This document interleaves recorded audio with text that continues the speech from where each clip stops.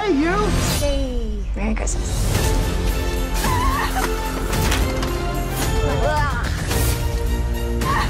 We gotta stop him and get my life back.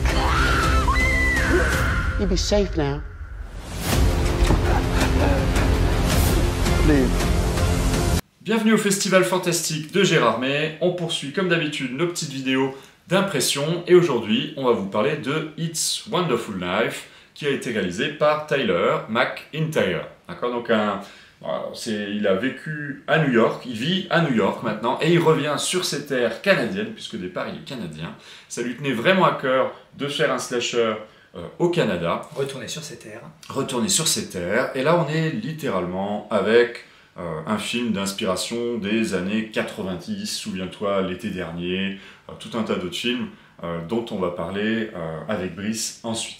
Alors, c'est l'histoire de Winnie, pas Winnie l'ourson, mais elle est assez, tout est assez surjoué, etc. Donc on est vraiment typiquement dans un côté un peu caricatural, voire Scream par moment. Hein. Et il y a un promoteur immobilier qui cherche à conquérir la ville. Et petit à petit... Dont il est maire en plus. Dont il est maire. C'est vraiment une espèce de mélange de Bruce Wayne Bolloré. Et donc du coup, on va avoir une série d'assassinats particulièrement violents dans la ville. Très vite, ça commence en fanfare. Et notre héroïne va se trouver propulsée dans une autre réalité. Donc c'est l'élément fantastique. Où eh bien, du coup elle va être confrontée à un univers qui aura totalement changé. Donc c'est un film purement fantastique, donc qui mélange aussi du slasher. Qu'est-ce que tu en as pensé, Brice, de ton côté? Eh ben, une série B bien fun. En fait, pour vous, un petit peu, vous imaginez La vie est belle de Capra, ce chef-d'œuvre, qui rencontre l'ange vengeur, ou même carrément l'ange sanglant du slasher. C'est un mélange de ces deux styles-là, qui s'amuse en plus à caricaturer, mais qui s'en amuse vraiment, hein, les clichés des films de Noël et des slashers. Donc c'est très sympathique, tout simplement parce que c'est assez frais, c'est drôle, ça s'amuse de tous les clichés. Les personnages, par exemple, sont clairement à la base des clichés sur pattes, mais on transforme quand même à chaque fois leurs personnages, surtout dans la deuxième partie, si on peut dire, du film, quand le monde de Winnie est modifié. Il y a aussi quelque chose que j'ai vraiment apprécié, c'est qu'au début, là on est vraiment dans le cliché du sitcom ou du film de Noël. Les couleurs sont ultra saturées, tout est joyeux, tout est gai, même les personnages, ils sont heureux, ils ont des sourires Colgate extra larges. C'est vraiment le cliché du film de Noël. Tout est beau dans le meilleur des mondes. Et d'un seul coup, dès qu'elle transite dans l'autre univers, parallèle ou non, on ne sait pas, là, il n'y a plus de couleurs. La vie a été aspirée, dévorée. Donc le peu de couleurs qu'il y a, c'est la tenue finalement de Winnie, vu qu'elle est d'entre les deux mondes.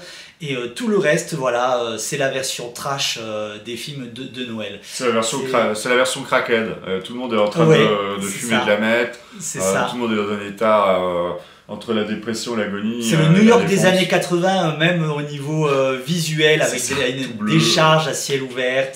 Et la seule chose qui dépasse, qui m'a un peu fait penser à Robocop, c'est cet énorme building de ce promoteur. Voilà, alors que tout le reste autour est absolument horrible. Et le contraste est vraiment très drôle. Alors en fait, il s'amuse vraiment en termes de référence à jouer avec notre imaginaire qu'on a de tout un tas de films. Donc évidemment dans l'imaginaire des films de Noël. Alors on a aussi le côté un peu Gremlins, hein, je veux dire, sur le côté à fond les ballons, de la petite famille parfaite, des effusions sentimentales, des petites blagues qui sont rigolotes entre personnages.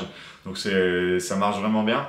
Et moi le côté Scream m'a beaucoup plu, cette espèce de personnage en Belphégor masqué, là, en ange, qui va à fond les ballons, il court, c'est un peu ridicule, un peu comme dans Scream, il court, vous savez, il court très vite comme ça, un peu en se dandinant. Il n'arrête pas de tomber, de se prendre des trucs.